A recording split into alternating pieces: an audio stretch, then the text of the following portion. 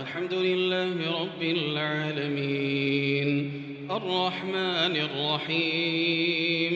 مالك يوم الدين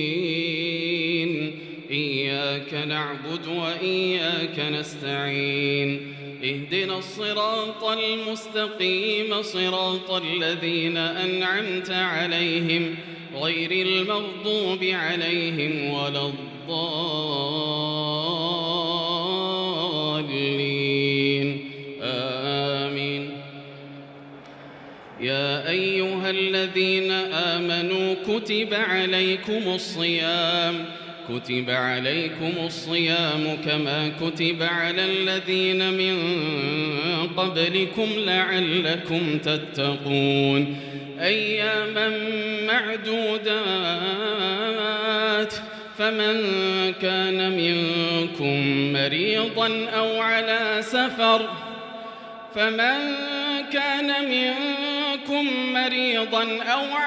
سفر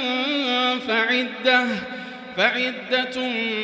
من أيام أخر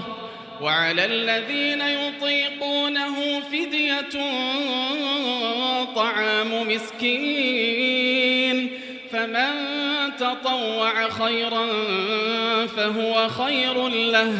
وأن تصوموا خير لكم إن كنتم تعلمون. شهر رمضان الذي أنزل فيه القرآن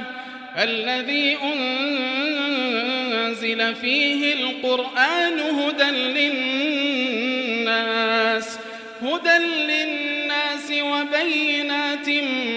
من الهدى والفرقان فمن شهد منكم الشهر فليصمه ومن كان مريضا أو على سفر فعدة من أيام أخر يريد الله بكم اليسر ولا يريد بكم العسر ولتكملوا العدة ولتكبروا الله على ما هداكم ولعلكم تشكرون. وإذا سألك عبادي عني فإني قريب أجيب دعوة الداع إذا دعان فليستجيبوا لي